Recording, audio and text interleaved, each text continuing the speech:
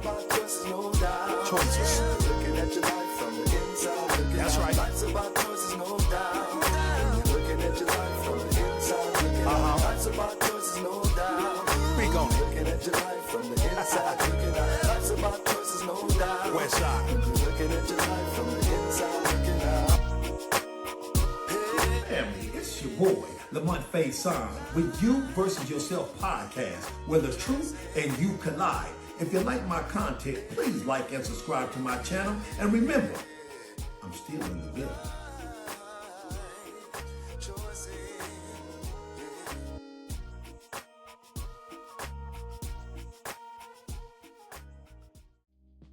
Family, it's your boy Lamonte Faison, and y'all know I'm still in the building with episode 3 of You Versus Yourself podcast. Today's topic is you versus your triggers. Again, you versus your triggers. Many a times I get called, especially as a domestic violence professional, I'm saying that, Lamont, you know, my spouse is triggering me. My boss is triggering me. Or this certain individual knows how to push my buttons. All right. We're going to talk about that today. Why is that important? Because it's important for you to understand that it's not so much about the person who is pushing your buttons or the person who is triggering you. It's more about you resolving the underlying issue, which is going on within you, which is actually allowing you to be triggered. All right. Very important. The way we teach domestic violence class at Anger Management 702 is that we are accountable for only us. I cannot control the other person, only myself. So what I do and how I respond is going to matter. Again, if you're dealing with triggers or somebody's triggering you, typically that is something that is going on within yourself, right? Usually triggers come from a place of trauma or traumatic experiences, something that we have dealt with in the past and that we have not necessarily resolved. And so therefore it is important for us to comprehend and understand what that is so I can avoid being a puppet for someone else. What do I mean when I say a puppet? I'm referring to if every time somebody says something or do something, I'm triggered by it, and it calls a reaction or a response for me or a negative response, then I become that person's puppet. I remember watching an interview with Mike Tyson, the former heavyweight champion of the world. Mike used to get triggered. Oh my God, he used to get triggered. He used to fight in the ring. He used to use his irrational side of his brain. There was no logic, no prefrontal cortex involved. It was all the amygdala. That's that almond thing in the back, right? And it's just, I'm on fire. First thing come to me, I'm reactionary, right? I'm responding with no thought. And I rewatched the interview, and I remember Mike Tyson said when they asked him a question, why did you change? And one of the things he said, I got tired of being a puppet. Meaning every time you do something, I respond because I'm triggered. And I can tell you today that Mike is in a very good place with his life. You know, he's calm now. He's more rational. He's using something what we call second thought. All right. Those triggers, again, are born out of trauma, typically, or traumatic experiences. And it is up to us, ladies and gentlemen, to resolve those issues. I know I got an email on my IG or a text, a DM. And the guy says, Lamont, man, my wife sure knows how to push my buttons. And I believe he was expecting me to say, shame on her. Now, I'm not saying whatever it is she's doing is correct or even appropriate, but what I am saying that I am responsible for how I respond. Okay. So if I'm enraged or if I'm emotionally charged when somebody says something, I am still responsible for how I respond to that individual. And if I'm out of control and I'm not in control, then that's going to be an issue for me. Well, you know what, Lamont, every time I turn around, man, he's always triggering me. She's always triggering me. This has been going on for 5 or 10 years.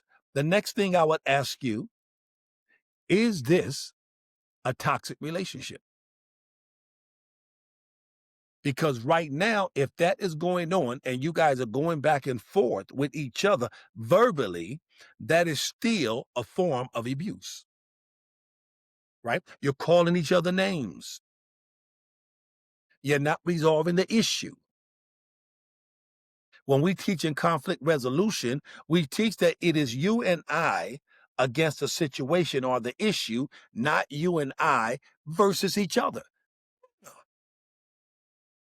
Why is that important? Because as long as I'm focused and I'm triggered and I'm going through this thing mentally and I'm not using my second thought and we're going back and forth, we are not, ladies and gentlemen, going to resolve the issue. But again, I am responsible for how I respond. I'm also responsible for getting to the root cause of me being triggered. That is not on your spouse or the other person. That is on me. I am responsible, again, for how I respond and the things that I'm triggered by. I am responsible for going and get healing for those areas. Nobody else. And the other thing I want to address is I often hear people say, well, you know what, Lamont? I'm not perfect. I'm a work in progress. I'm not sure if I buy that explanation because oftentimes I ask the question, well, what are you doing to heal? What are you doing to fix those underlying issues that's causing you to be triggered?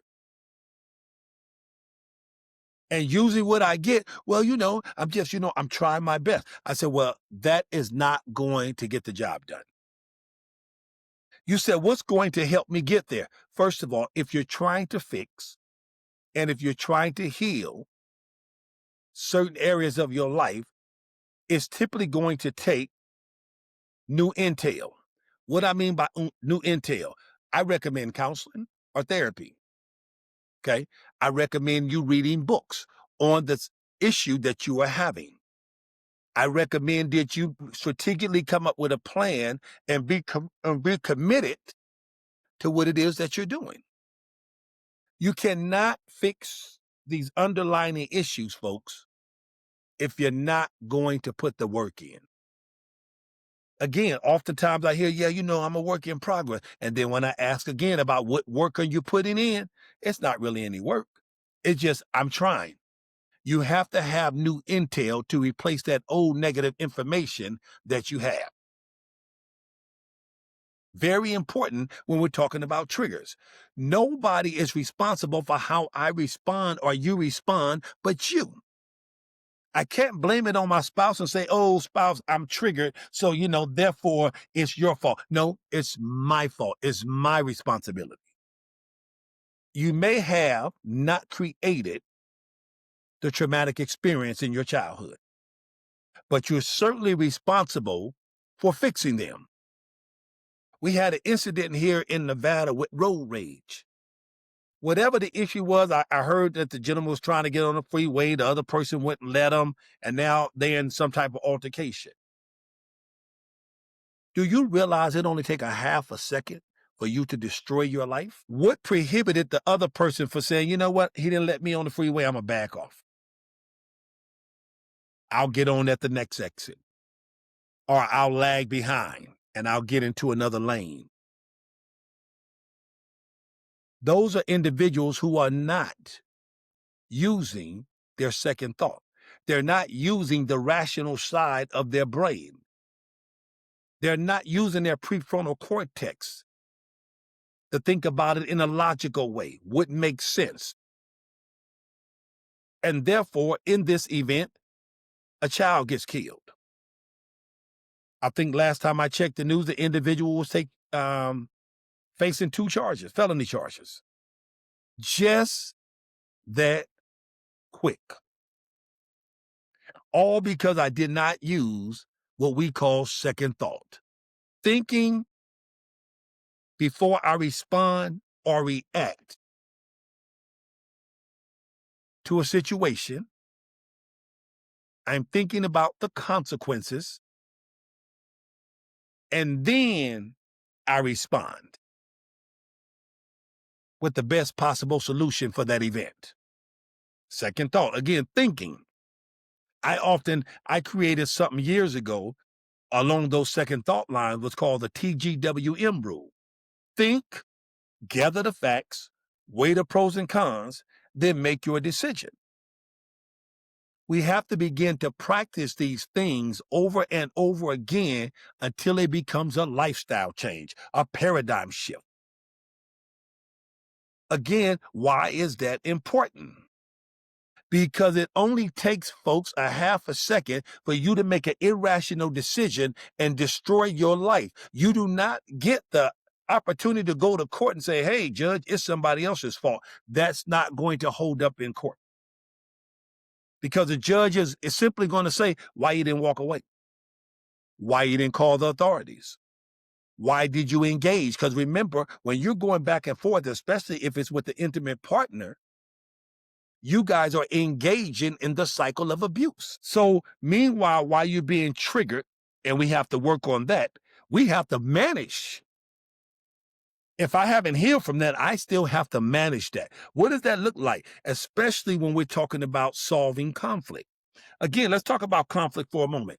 If I'm trying to de-escalate a situation, I need to use my coping skills to resolve the conflict. The best stage to resolve conflict is what we call the issuing stage. And let me read what the book talks about the issuing stage. The issuing stage is the level where everything is calm. It's where you and I, our tone is down, our demeanor is measured, right? And we can actually engage in a healthy conversation. Then you have the personality. This is the personality. When the focus on the issue is lost, couples begin to attack each other personally. That's where you want to stray away from. We want to resolve our issues, again, in the issuing level, where the issue resides. And watch this. One of the key things that we have to do is stay focused on the issue at hand. A lot of times you hear couples say, well, Lamont, he told me don't do A, B, and C, but 2 weeks ago, he did C, D, and E. That's a problem. Because if C, D, and E happened 2 or 3 weeks ago, then that situation should have been dealt with 3 weeks ago, not 3 weeks later when another incident comes up or happens. Why is this important? Because, again, I want to stay in the moment. We want to address the issue at hand so we can resolve it. If you're not ready to address the situation because you're triggered and you emotionally charged, then use something what we call timeout. Yes, timeout is just like what it sounds. It sounds like I need a break. I need to reset. What does that look like? Before we get and engage into these conversations or these arguments, we should have a conversation when everything is calm. What is my preventive measures that I put in place if we have an issue? One of those things, again, is the timeout, which means I'm simply needs to go take a break and I need to reset.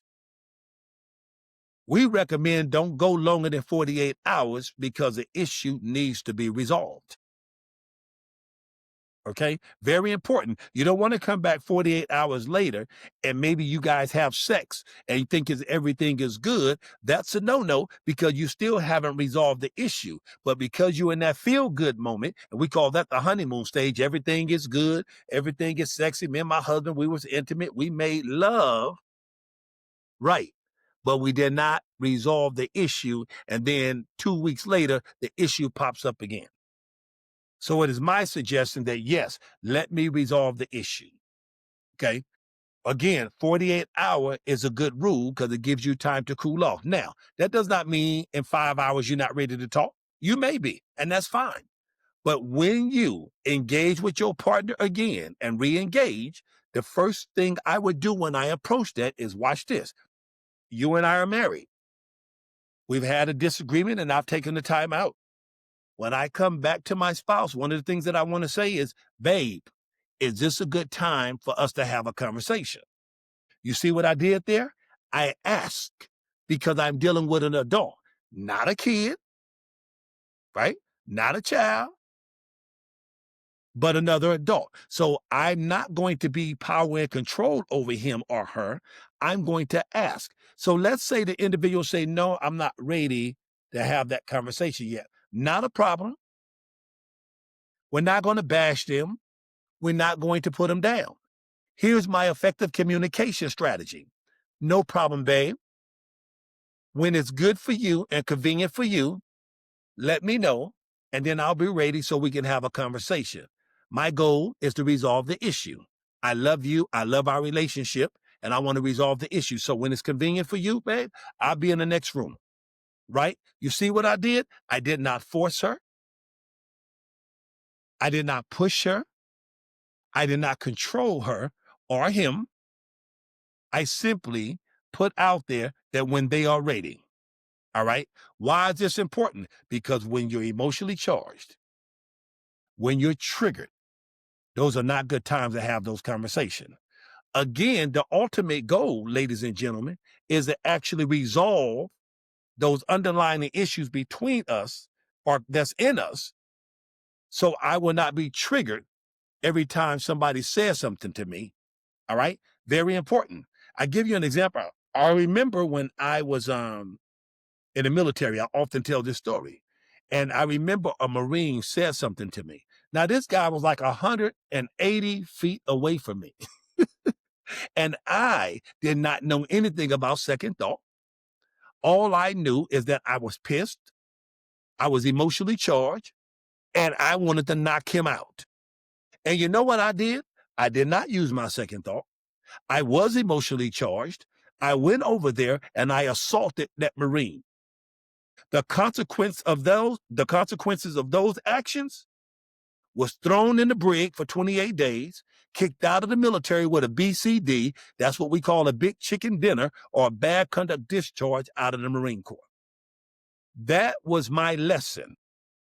So when I got into this field of being a domestic violence professional and anger management specialist, I now understand they have coping skills for this type of situations. So again, thank you, folks. I appreciate you. If you like my channel, like, subscribe, share, and I will appreciate that. Again, share this information. Share it with your spouse. Have a conversation about it. Chime in at the bottom. Put your notes in. Put your comments in. I welcome that. Again, this is Lamonte Faison, You versus Yourself podcast. And remember, I'm still in the building.